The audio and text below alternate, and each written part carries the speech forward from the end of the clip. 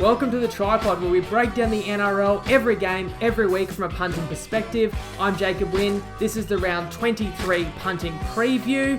Last week was a pretty bad week for the pod, worst of the season in terms of just the best bets alone. We went 1-5 on the 6 best bets. We did win the mixed matchup, so we've kept that phenomenal streak going. That was the 12th win from the last 13. Lost the multi, as you would expect, and the best bet winning percentage has taken quite a hit. When you're going that well, and then you have a bad skid, the winning percentage is quite sensitive. We're down to 64% winners on best bets, and your profit, if you've had 100 on every best bet mixed matchup, down to about plus 3,200 for the season. Still a really good year, but a really bad week. If you're one of those people like me, actually, who likes to get some sort of satisfaction listening to a losing coach press conference, that's probably where you want to go back and listen to the round 22 recap, where I did go game by game, face the music on all the results from round 22. So I won't revisit that too much, although I actually am going to put a segment in here all about dealing with the losses from last week and a little bit of context and a little bit of reality of punting.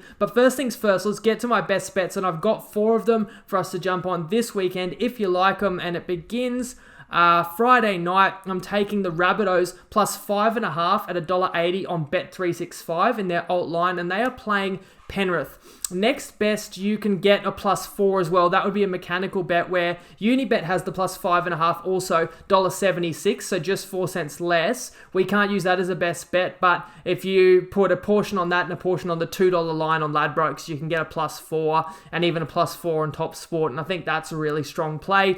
The reason I like it, I think it's a really evenly matched game. Both really strong sides, obviously. It's also going to be a preview of Week 1 finals, and so the biggest factor for me is it doesn't really matter who wins. Therefore, I had to try and think about who do I think wants it more, and what I've landed on is I believe this game should be more important to South Sydney. Why? Because last time these sides met, South Sydney got flogged, had 56 points put on them. That was also the last time Souths lost. The previous time Souths played Penrith was losing in the prelim last year. Penrith also beat Souths in 2020. I just feel like the Rabbitohs need to prove to themselves they can beat Penrith, and they're the stronger side coming in.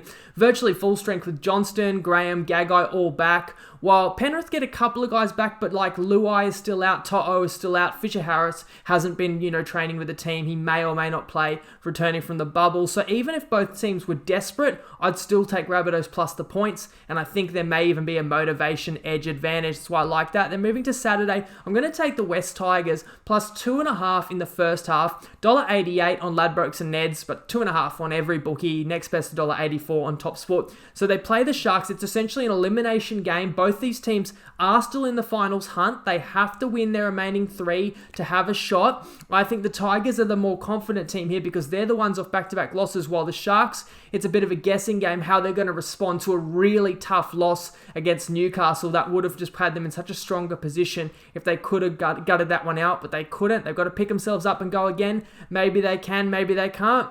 But either way, I just don't see that much between these teams, so I'm inclined to take the plus 4.5 anyway. And every bookie's at 4.5 on this game, although I'll give you a bonus tip. You can get plus 6.5 on Unibet at $1.79. Now, I think as I just referenced before, I'm only giving out best bets minimum odds $1.80, so I can't play that. So then if I come back to the 4.5, I like first half even stronger. Even though it's a day game, I just have a sense this could be a lower scoring match, could be tight just with everything that's on the line. Kind of like Sharks Knights last weekend, which was a day game, but was a final score of 14-12, 16-14. So it could be like that. And in that case, those points are just an absolute premium, especially when you halve the game and in 40 minutes plus 2.5 could be vital. I like to play the Tigers that way. Moving to later on Saturday, going to take the Bulldogs plus 8.5, also as a first half bet, and also on Ladbrokes and Neds $1.88, next best on Top Sport. They play the Knights. Now, I'm not thrilled to be on Canterbury again, but they do get Luke Thompson back, and I've spoken about how vital he is, and arguably he's their best player. So he's back from suspension,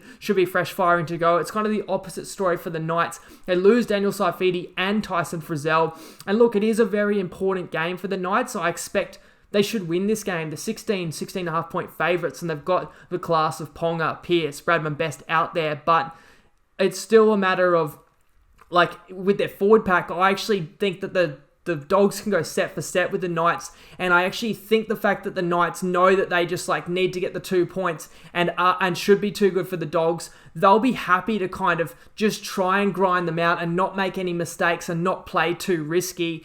And also, if this game is to open up, which is always a chance, although I've noticed recently it seems like there's a few less 6 agains, a few less sin bins than what we were getting in the middle of the season. But if this game does open up, I always feel with these big favourites, it's more likelihood in the second half with maybe one of those guys like Ponga or Best opening the game up once they're trying to beat some tired defenders. So therefore, I've always liked that first half play with the big underdog, and I'll take it again with the ugly Bulldogs. I don't think too many people will be too appealed to jump on them this week, but I will, even though we lost on them last week. I'll touch on that more later.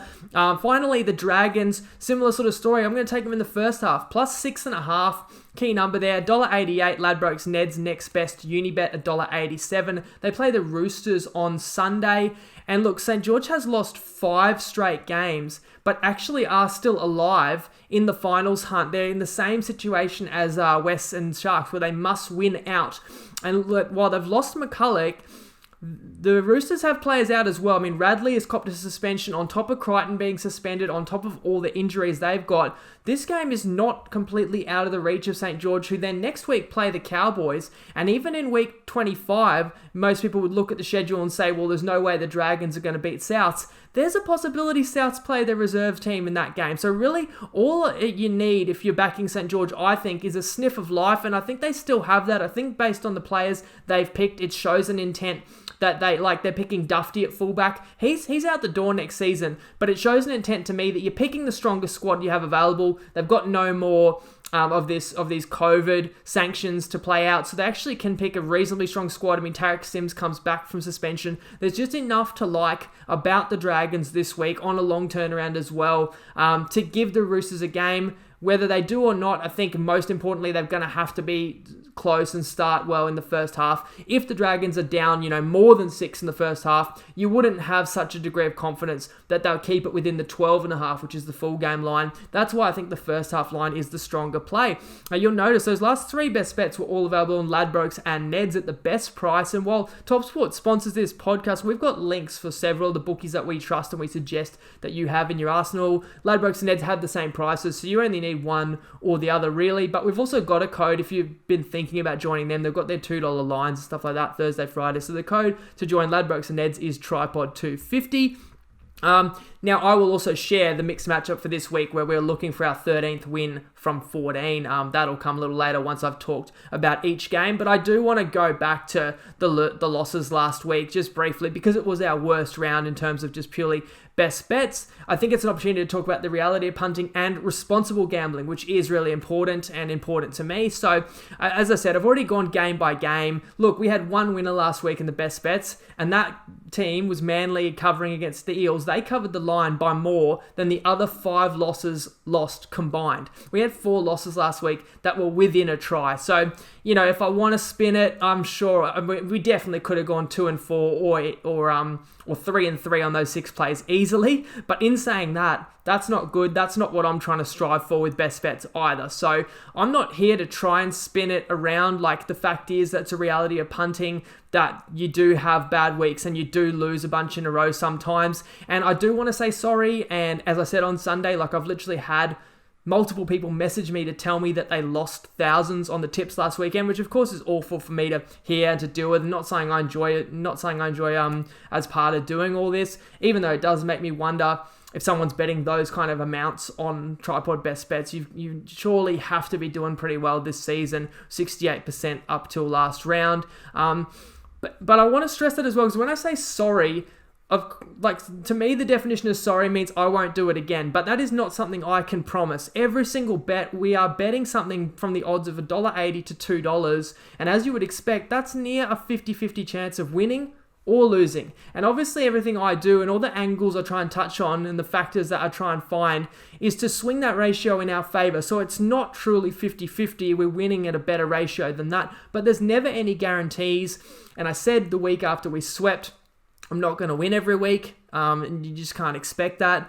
And Obviously, you know, we lost last week. That doesn't mean we're definitely going to win again this week. I know lots of people are being really supportive and saying, you know, oh, you're going to bounce back and it's pod bounce back time and stuff like that. At the end of the day, I hope people can understand, like, every match is an independent event. It's like flipping a coin or spinning a roulette wheel. You go on a good run, you go on a bad run, but it doesn't guarantee what the next 5 flips or games or spins are going to be. And I know that sounds obvious to some, but I want to emphasize that because I don't think everybody out there sharing tips is that real about it. I know there's people that, you know, really want everyone to follow them, or especially if someone's charging for tips, you know, it's not in their interest to say, oh, that's just how it goes. You know, people will try and convince you, oh, that was such a fluke, that will never happen again, like, I'm definitely going to win it back for you.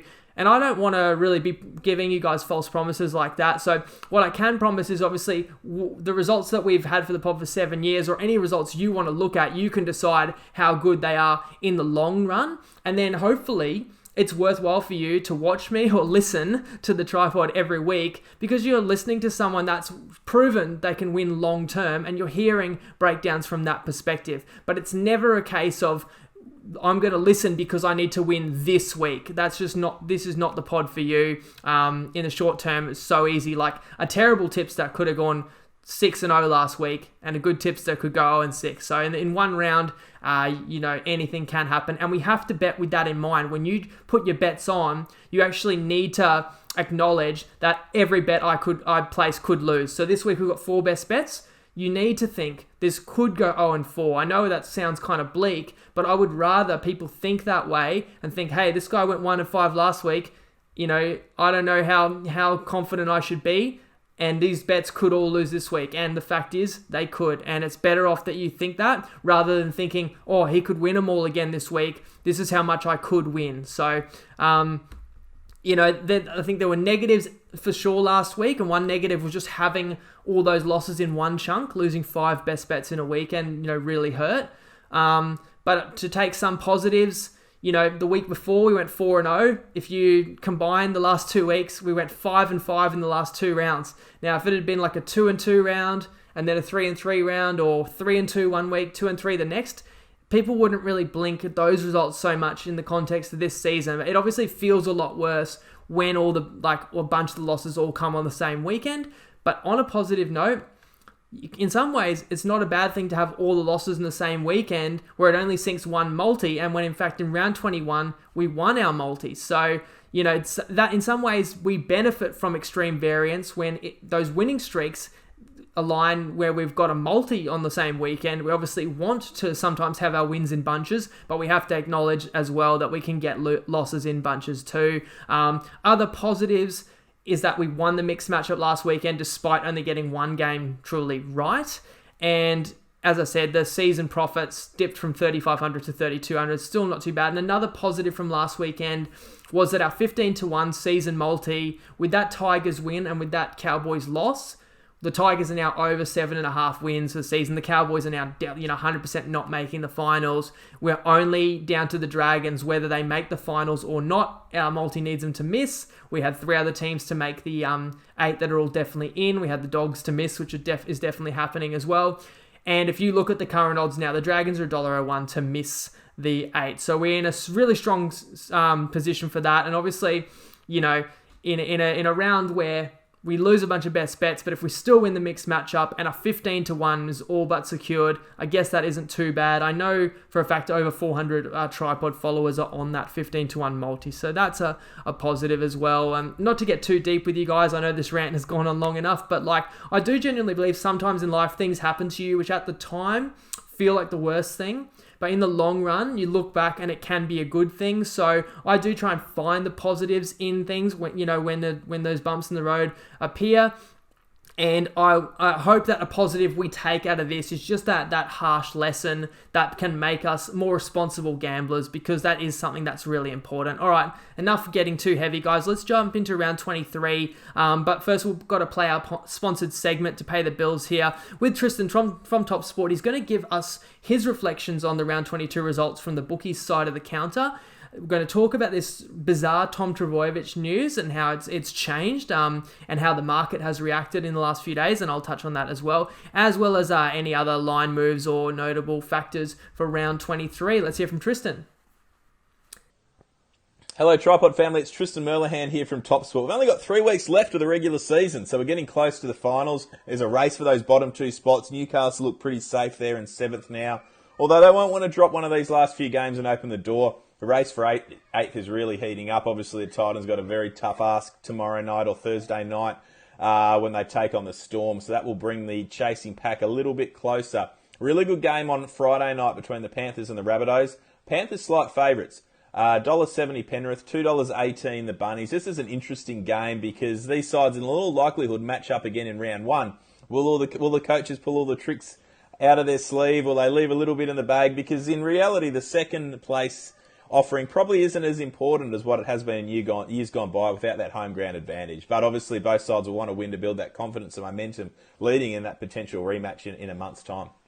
The game that's been the most interesting one and tricky one to trade has been Canberra against Manly. That line opened up at 6 flat, $1.50 Manly, $2.60 Canberra. That was when Turbo was expected out, and I don't think anyone even thought he was a chance of playing when those markets went up.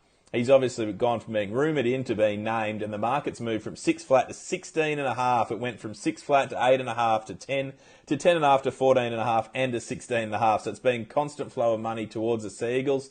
Obviously, we know how important a player he is. Jacob's asked me to comment on how many points Turbo would be worth in previous weeks. So this was a pure example when he went from being expected out to being named in, and it has moved over 10 points and may still go further as we get closer to jump time, because I know how well supported Manly have been all season, since Turbo's been back anyway.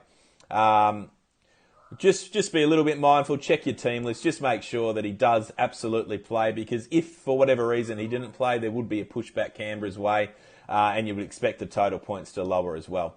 All right, punters, well, good luck for the weekend. Plenty of good football on. Looking forward to seeing a couple of those games and seeing how they pan out, and I'll be cheering on the Dragons to get an upset victory against the Roosters, because unless that happens, I think the big payout for the season multi that was placed at the start of the year looks like it's going to salute. So best of luck, everyone. As always, gamble responsibly, and we talk to you over the weekend. Thank you, Tristan, and I'll touch a little bit more on the Tom Trbojevic saga, I guess you call it. It's still open because at this point in time, we probably think it's highly likely he's going to play on Friday, but we don't know, I guess, until he jogs out on the field there on Friday. So we'll see what happens. But starting on Thursday night at Seabus Stadium, the Titans play the Storm. The line on this game is 21.5. I have a lean to the Titans. I don't have a play. They were way off the pace last week when they got thumped by the Bunnies. Now, they've had a couple of big losses as well, with AJ Brimson and Mo Fotuaika being out. At least they have a nice backup fullback there in the young Jaden Campbell, and their captain, Jamal Fogarty, will return to play halfback. Now, for the Storm, they were lackluster very much so by their standards. They didn't close out the Raiders in the way we would have hoped. That's a game we were on, and with a 16-point halftime lead, you're thinking business as usual. The Storm didn't score a try second half. Now, part of that, several reasons maybe. Losing Finucane in the first minute hurt, and he is out this week. Going to have a week off because of that head knock. And of course, Jerome Hughes was hit very late and high, and kind of a scary hit, and that's going to cause him to miss this game too. And on top of that, the Storm are arguably resting their two most physical players, Justin Olam and Brandon Smith. And again, the fact that they're just resting them, it shows that the Storm aren't necessarily desperate to win this game. In terms of big ins, well, they don't really have any. The key personnel change is Pappenhausen is going to start at fullback, and Hines is actually going to move to halfback. But the Storm are still not full strength because like Kamikamitha's still out with the calf. Asafa Solomona, I believe, still out with the hammy. So they're not at full strength, which means the Titans are catching the Storm at a pretty good time, but we still know what the Storm are capable of. You rest Brandon Smith, but you got the luxury to play Harry Grant at hooker. So the Storm are still obviously so formidable, and it's a tough one looking at them. Like, last week was a bit of a surprise, and I think you go back to the last month of Storm football, and apart from a pretty comprehensive win over Penrith, they've had a few kind of subpar performances. Certainly that game where they got a little scare in Townsville, and even Manly pushed them to the wire, anybody's game with 20 to go, and then last week as well. And it makes you wonder, like, are they kind of having that little dip that they don't mind having just prior to the finals, and then they're going to start to ramp things up? And if that's the case, you don't really want to be backing the Storm right now, because they're obviously not. It's not their goal to be firing on all cylinders each and every week. It's their goal just to get players through and to rest any niggles where they want to, and maybe not train as hard and all this kind of things that would be reasons why it may actually be a good time to pick the Storm off. But in saying that, you also take the risk that you play the Storm after a subpar performance, and that could be the week where they really try to flex their muscles again. So, I mean, for sure, we got to acknowledge the Storm wants to break the all-time winning streak record. I think if they win this week, they get to 19, which will equal the record. So, no doubt the Storm are going to be hungry to win and probably looking for improvement on last week. But it's just a question of how worried are they going to be about margin of victory. They do also get a longer turnaround than the Titans. So I'm kind of conflicted about this game, where I've got reasons to go on and against both sides. In terms of the Gold Coast, I do think losing Brimson Fotuaika are really untimely losses, because the Titans need to win 2 more games out of their final 3 to make the 8. And if you play the Titans with the plus points, at least what you do have going for you is that they should fight for the full 80 minutes, because that plus minus is going to probably matter at the end of the season. But I don't know, the Titans just was so anemic last week against Souths, where I thought they'd be a little bit more competitive. I'm just not necessarily convinced about them. And just on that note, that the Titans need to win 2 more times this year. If you're really skeptical, you say that they're not going to beat the Storm, and therefore their grand final was kind of next week against the Knights, which would then allow them to get to round 25 and play, basically as a play-in game against New Zealand. So you could therefore classify this as a look-ahead spot for the Titans, therefore not an optimal week to jump on them. As I say, reasons to be on both sides. I'll pass. Moving to Friday, the Raiders play the Seagulls at Suncorp. I'm going to lean to Manly in this one. Tristan touched on the bizarre events that have happened around Turbo, and I touched on it as well on Sunday night's recap, but it was really just breaking, and at that point in time, people are saying he had a fractured cheekbone and he's out 2-3 weeks. Someone even said season, and then the latest news as I record this Wednesday night is he's sweet to play and he's named at fullback, and, it was just a false alarm, and he actually has a steel plate in his cheek, and somehow that was confusing them in terms of how they were reading the response to the impact that he had, which was friendly fire. So it's a crazy one in the sense that this line moved 10 points, where the line dropped all the way to 6.5 when everyone thought Turbo was out. And now as it stands, Manly are a 16.5 point favourite. I've never before, nor my time punting, seen a player worth 10 plus points in an NRL game, a sport that has 13 members per team. So it is crazy, but I can't really argue with it. I understand, of course, how good Turbo is. Now, my guess at this point in time, and that's all any of us can do, is he's got to be a 95% likelihood to play. I think, obviously, Manly are still trying to push to make the top 4. They probably need to win their final 3 games, and if they do win their final 3, they probably do get that top 4 spot, just looking at what the Roosters have got coming up. And actually, the Manly's next 2 opponents are the Cowboys and the Dogs. So this game on Friday is arguably Manly's most important one remaining in the regular season. So therefore, you could probably play Tom, and then if you need to give him a rest, you actually could rest him in a subsequent week. So that's what could happen there. With the Raiders, they're not full strength here either. They've lost Tom Starling, Jared Croker, and Harawira Naira, of course, copped that suspension for the hit on Jerome Hughes. There is an addition with Nickel Klukstad being returning, and he's had spinal issues and neck issues, but he's had the surgery, but he's recovered and is on the bench for the Raiders, which should give him a little boost. The Raiders, like the Titans that I spoke about in the previous game, need 2 wins also. So they're in a precarious situation where they play New Zealand next week, and you'd probably back them to be a favourite against the Warriors, but they finish with the Roosters. So it's probably fair to say about Canberra, they're going to have to get an upset victory, one more upset victory to make the finals, whether it be this week or whether it be in round 25. It's also worth remembering, as we talk about upset victories, this is a rematch of a fairly recent game. These 2 teams played, Manly and Canberra, in an Origin week where there were no Origin players, so obviously no Turbo, and the Raiders revitalised their season, getting an upset win at Brookie against Manly. So in saying that, it's a different kettle of fish with no Turbo, but of course Canberra didn't have some of their best players either. I do reference that game because I find it quite hard to believe that Canberra will beat Manly twice in fairly short succession. So therefore, I think Manly will kind of comfortably control this game. I just wouldn't lay the points because I've missed the best chance. I mean, obviously 6.5, you're kicking yourself for not taking the minus there. But at that point in time, we all thought Turbo was out. But even since Turbo's been confirmed in, I just keep seeing this line just creeping up. And I hate kind of not getting the best of it. And then even then, we have to still acknowledge, and I'm going to touch on this later, there's still that small possibility that after all the furore that's gone on, that when Manly runs out on Friday night, that Turbo gets a rest. Like, you still can't be certain he's going to play if Des does want to keep him in cotton wool. So that's a concern you'd have if you took Manly. But if I had to play it, I would still lean to the Seagulls. I think they'll be significantly too good for the Raiders. Moving to the game I have my first best bet of the round on, so I'm going to take Souths plus $5.5, $1.80 on Bet365. And they have won 10 in a row. Last time they lost was when these two teams hooked up in Dubbo. And people might forget as well when that happened.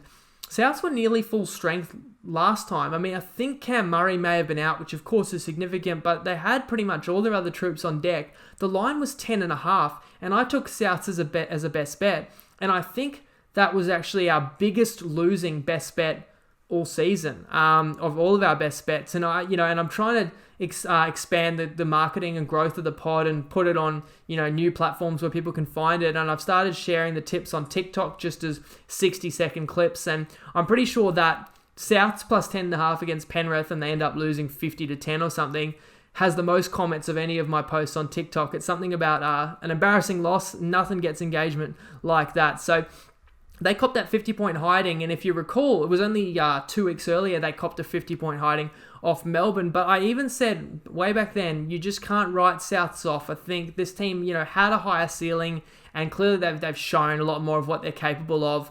And I actually think the Bunnies come into this one the hotter side and the better side, to be honest. And you add Johnston, Gagai, Graham, while Penrith do get back Coruscant and Kurt Capewell, and Fisher Harris and Tavita Pango Jr. in the reserves, so they could come in stronger. But as I said at the top, they're still not as strong as they can be. It's a cracking game on paper, and realistically, it's a preview of the finals because Melbourne aren't very likely to lose 2 more games this season, so this is going to be second versus third. That is a factor for me because you do question whether each team, wants to fully show their hand. But I think if in doubt, I think the Bunnies have the more to play for here, although I expect Penrith to still come in strong. But I'll take the Bunnies with that start. I'm not even convinced that the Panthers are the better side here. So I was surprised that the Bunnies are, still a solid underdog across every market. I'm not sure if that's right. We'll find out. Should be a good game, but feel pretty good taking the Bunnies with the points. Moving to Saturday, the Tigers play the Sharks. The Sharks are 4.5-point favourites in Rockhampton. And I lean to the Tigers, and I am going to take them as a best bet in the first half, plus $2.5, $1.88 on Ladbrokes and Neds. So both these teams are only 2 points outside the 8. They both have pretty weak plus minus, but 3 out of 3 wins to end the season would definitely have them in the frame. So they're both on a tightrope, you could say, and they still definitely have the belief in their clubhouse that they can make it. And what's also definitely clear is the loser of this game is going to be out. So I actually love the fact that that's a high-stakes footy match. That's kind of like finals come early when we get to watch this one on Wednesday. Might not be the highest quality, but it's the highest stakes match of the round probably. And you might look at their schedules and say, well, neither of these teams is going to win all their remaining games because the Tigers still have Penrith and the Sharks still have Storm. But as I've kind of referenced with the ladder, like Penrith aren't really worried about whether they finish second or third, and the Storm are so close to securing the minor premiership. And in fact, when the Storm play the Sharks, in all likelihood, they will have secured the minor premiership. So these teams, Cronulla and West, could play last year's grand finalists, and last year's grand finalists could be resting guys or not really overly concerned with the outcome. So I think, I don't think teams think that way, like we can't beat them, so therefore our season's over. I think you just need a team to have a bit of hope, and that goes a long way in terms of that motivation, application, and full focus on getting the result. So definitely expecting this one to be tight, definitely expecting both teams to be desperate. And it goes back to me just not really seeing where across the park the Sharks have a strong edge or where they're going to overwhelm the Tigers. I don't really see it. Now, they've named a similar team, Cronulla, to the one that lost that heartbreaker to Newcastle. Tolman is suspended, and I'm sure you've heard the news about Fafita, but on a positive note, today they've announced that he successfully had the surgery and should make a full recovery. I want to give a shout out to Andrew Fafita. Let's go back to 2016 for a second. The pod tipped the Sharks to win the grand final that year. Tipped them in the grand final specifically. I was there. I was sitting on the goal line. I saw Fafita score that try against 4 Storm players and actually thought he was the best on ground for the Sharks that night. So wishing him all the best from the pod, mate. On the Tigers side of things, Tarmow has missed a couple of recent games, but he's back. Liddell is suspended, so Simpkin, the rookie, will play hooker there for the Tigers.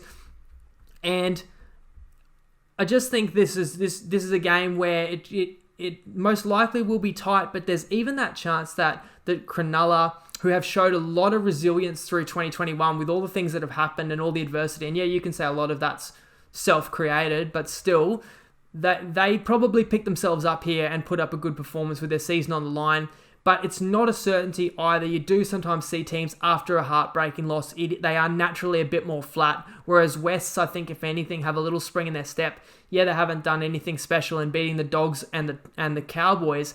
But for a team that's so downtrodden to actually win a couple in a row, and a team like Wests have never really at any stage looked secure as if they're going to make the 8. It's kind of always been a pipe dream. They're just trying to keep that dream alive. So I actually have more confidence that West will come in with the enthusiasm, the effort, the intensity required, potentially to win this game, and certainly to cover the line. I like the line in the first half, getting 2.5.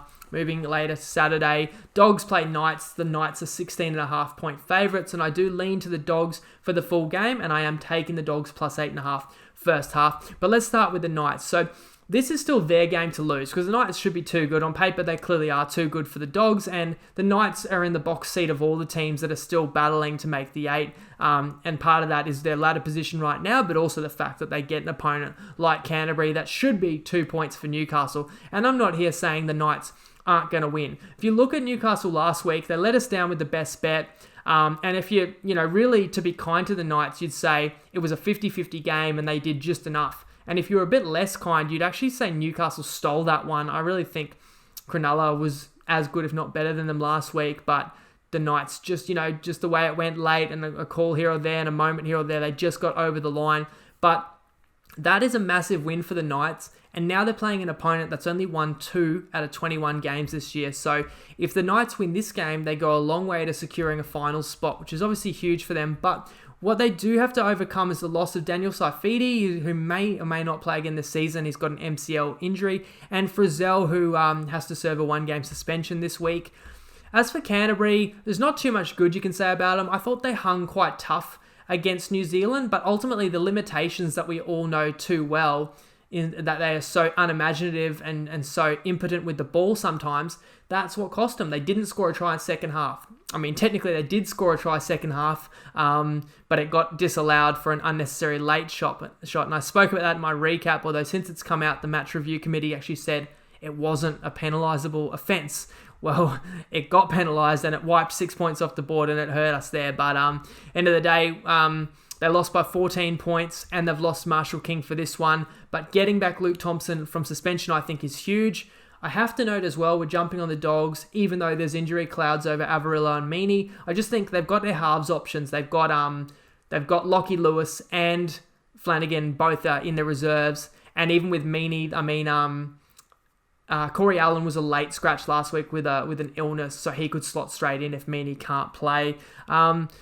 Look, after being nearly written off, for Newcastle to be in the position they're in now is quite impressive, and what a waste it would be for the Knights if they don't take this opportunity and win. So I'm sure the Knights take care of business, but again, it comes down to the manner in which they do that, and sometimes when you really expect you should win, you actually don't want to try and blow the opposition off the park. You just want to make sure there's nothing crazy happens. The Dogs are a team that just wants to play high completion rate, wants to get in an arm wrestle with you. I think Newcastle should feel that if they go along with the Knights, if they go along with the Dogs, they should have the class and they should have the playmakers. That will be the difference in this game.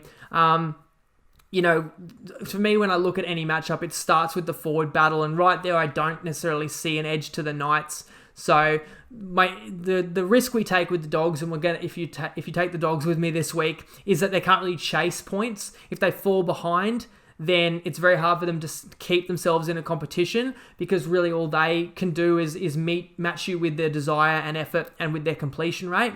And so there's always that risk that, if things go wrong early, or if someone like Ponga or Best just blows the game open, then we're in trouble, and there's that momentum snowball. But that's all part of the risk, and I actually feel we half negate that risk by taking the Doggies with the first half line. That's the way I like it. Moving to Saturday night, the Eels play the Cowboys at Seabus, and I'm going to lean to Parramatta in this one. Now, we've actually bet against Parramatta the last 3 straight weeks, had best bets against them, and we've won them all as easily as you could like. And sometimes when you're just riding a wave, you're tempted to just keep riding it until you wipe out. So some people have been profiting just betting against Parramatta for the last month, and you probably just think, why not? But I'm not really one to just try and blindly ride a wave. I every single week, I try and assess it based on the merit that week. And the thing is, you might have an opinion that's informing your bet. And in my opinion, obviously, that I've been sharing is that Parramatta just looks shot. The problem is each week, as the results unfold, that opinion is kind of becoming a well-known fact now, and therefore it's built into the odds. So I think what you really just need to ask yourself is whether Parramatta's hit rock bottom yet. And that's what we're going to find out this week, because they play the Cowboys, who've been equally, if not more horrible than Parramatta. They're a more limited side with less, quality players than Parramatta, but also I don't even think they're playing up to the level that they should be. Parramatta will be without a quality player. Madison is suspended for the rest of the regular season. The Cowboys lineup, this is the interesting part, and maybe part of the reason I don't have a best bet. This Griffin Neem is suspended, and I wouldn't usually reference a rookie bench forward, but I actually thought he sparked a bit of life when he came on last week, but he's suspended. But what we need to look at with the Cowboys is Taumalolo and Tabuai-Fidow have been named in the reserves, and that always makes it tough. I know it's tough for the bookies, but it's tough for the punters too to know, these are clearly difference makers. They're very thin in the outside backs. They've got Granville playing in the centres, for goodness sake. So that would be a big boost if the Hammer was back. And obviously, I don't need to explain what a massive difference Taumalolo would make. I think the last 2 times he fractured his hand, he missed more than 1 game. So this feels early. But, I can't speculate on the severity of the fracture. So it's another one where if you hear news that's more rock solid, you may be able to get an advantage play before the market moves. And in terms of which side you'd be looking at, I've been hearing these rumours about the Eels, that they're disgruntled camp, and then this week that Arthur's kind of given them a 3-day break and basically told them go and hit the beach and unwind, and that clearly that's not an ideal preparation.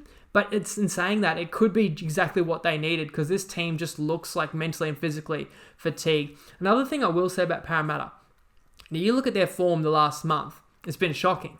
But the last 3 games, they did play the Roosters, the Rabbitohs, and the Seagulls, who were all lined up pretty strong those nights and are all played really well in those respective nights. So if you're a team that is just struggling to find your mojo, that's a pretty tough stretch of opponents to come up against. Whereas this week for Parramatta, there's no excuse like that. They've got a team that they definitely should be too good for. So my gut feeling is the Eels will rebound and they will roll North Queensland. But it doesn't make sense to me to bet on Parramatta tonight, and then tomorrow Taumalolo could be ruled in.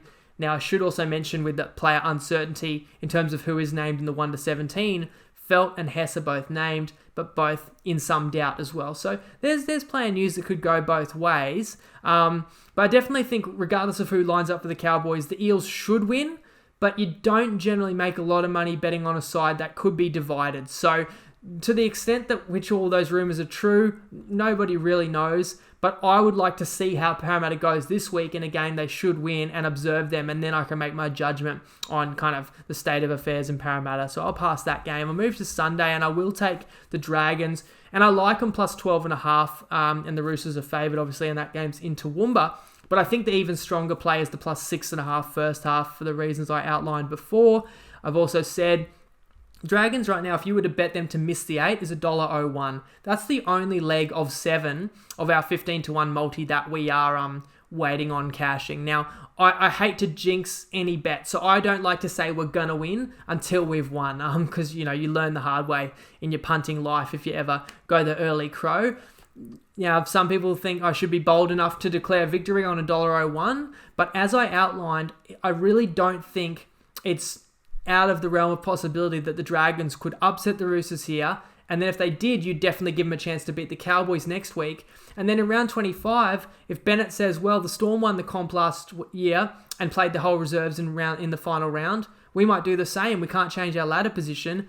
And then if the Dragons only needed to beat South's second string to make the finals, they probably could. So I'm not going to jinx it. I hope that the Roosters beat the Dragons this week, but I also hope the Dragons cover that first half line. That'd be ideal. We'll see how we go. But I'm not just mentioning it to keep referencing the 15-1. It's also in the context of this match.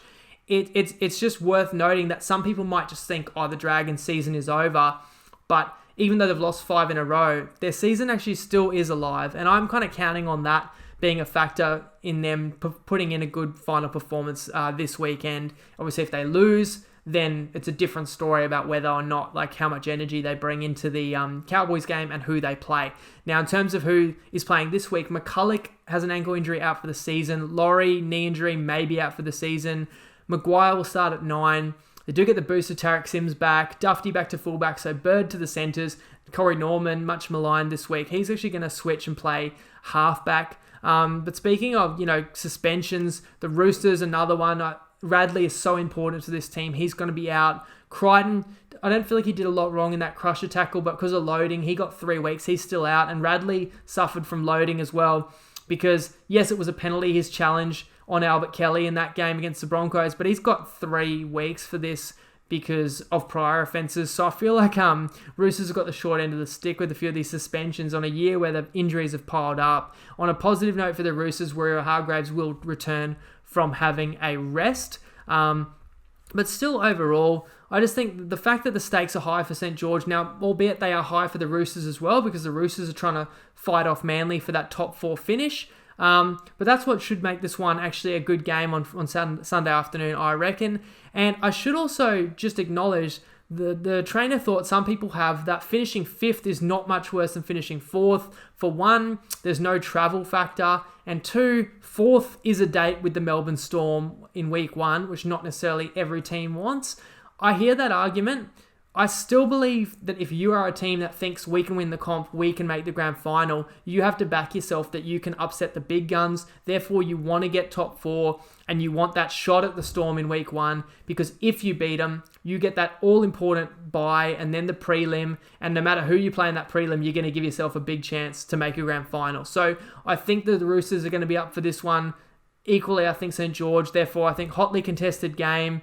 But a double-digit line feels a bit high, and getting over 6 points in the first half, I've got to play the Dragons for a best bet, and I'm also going to use this game as the second part of the mixed matchup. So this week, shooting for 13 wins from the last 14, we're taking the Dragons to outscore the Raiders, and that's paying $2.25.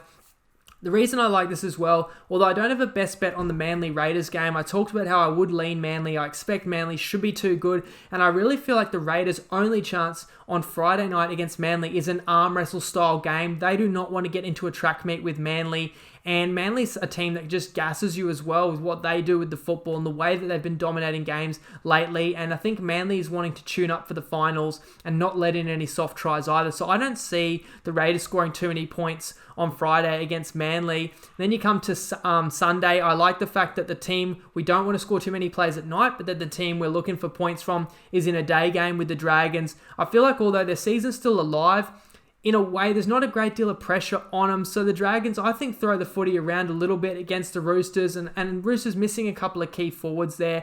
I think they're not their full, stout, strong, full strength side this week. Therefore, there's going to be a couple opportunities for the Dragons to hopefully chase a reasonably modest total.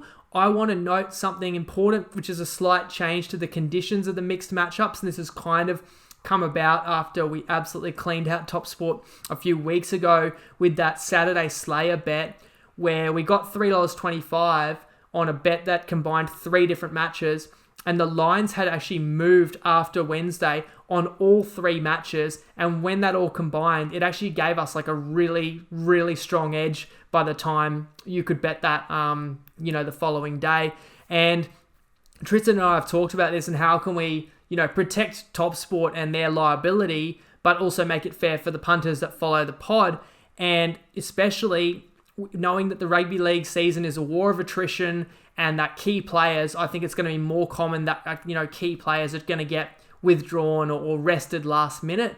Or news can come out any day that any player, as we saw with Turbo, although Nenny got ruled back in, it's happened to us before where, Ponga got ruled out for a mixed matchup. So the good thing about TopSport is it's a fixed price bet and they've honoured the price on the Wednesday. What we've agreed now is if there's any significant market moves, the odds of the mixed matchup can be altered. So that can be in TopSport's favour or in our favour. So if we bet on the Knights to outscore somebody and then Ponga is out, the market's going to get pulled and put back up at higher odds.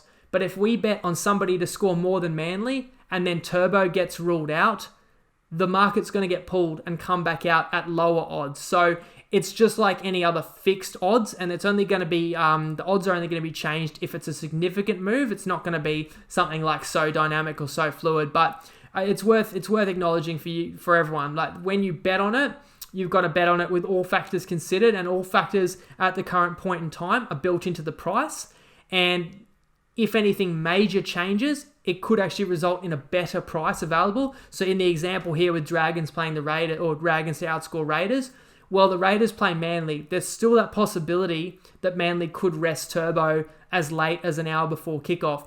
If that happens, the Raiders team total would actually become a little bit higher. Therefore, our odds would actually increase. So you could decide to wait closer to kickoff. If Turbo gets scratched, maybe you don't want this bet because you feel Raiders have more chance to score against Manly, but maybe you wait because you want to get higher odds. But on the other hand, it could go the other way too, where Jack Whiten or Hodgson or whatever gets ruled out for the Raiders, and then TopSport would reserve the right to drop this price too. So you got to factor it in and decide, but certainly at the price $2.25 that we're on right now, I like that. It gives us a good chance to just keep the train rolling with the mixed matchup. Let's move to the final game of the round. Really interesting one, which I couldn't quite get over the line for a best bet, but I do lean to the Warriors playing the Broncos. It's basically pick'em, or some bookies have the Warriors minus 1.5 point favourites, but it's at Suncorp.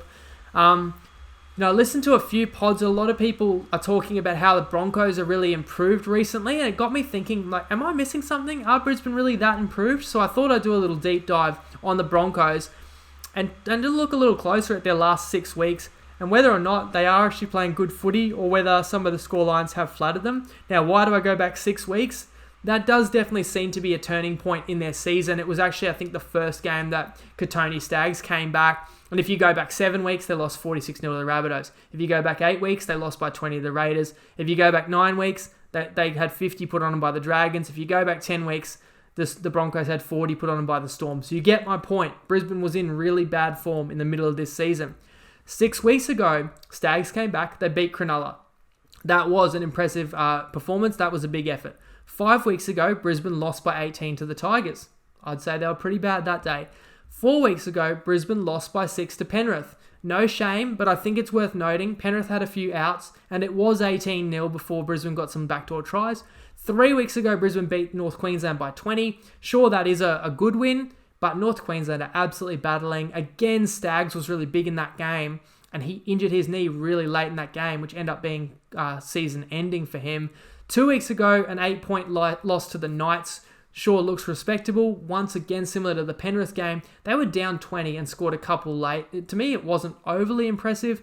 And last week, they lost a coin flip match to the Roosters, which was a pretty good effort. So what I take from all that is, yeah, they're improved from the side that was bottom of the ladder 7 weeks ago and getting flogged every week.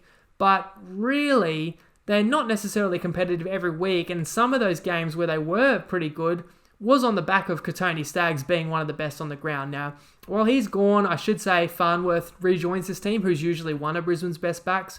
And interestingly, Gamble is out, so Milf gets another chance to start in the halves, and he's going to partner Kelly. Looking at the Warriors side of the equation, they've won 3 games in a row. They are in the same situation as the Dragons and the Tigers and Cronulla, where it's still possible they can make the 8, but it's going to take 3 more wins in these final 3 games. Arguably, the Warriors have the most winnable slate of any of these teams that needs to win out. So their season is still alive. Witteni's Lesnak returns from suspension. Bailey Sirinen returns as well. He's going to start at lock forward. My initial reaction was, I'm going to take New Zealand here. I know they're confident. They're looking like they're enjoying their footy. It's clearly a must-win, so I know the motivation's there. I got a little bit more trust in the New Zealand spine. I mean, Turpin is in the reserves for Broncos, but they've named Levi. I just feel he's a player that's not offering a lot for the Broncos.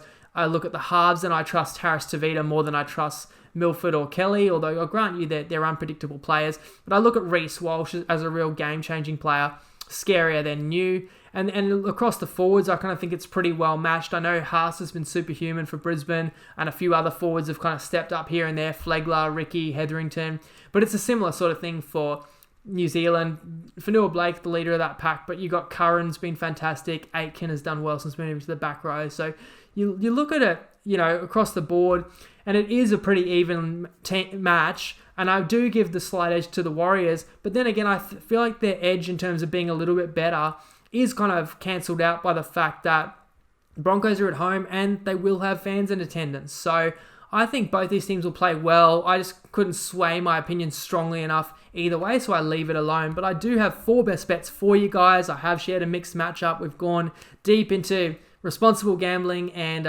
realities of punting. We've had Market Watch.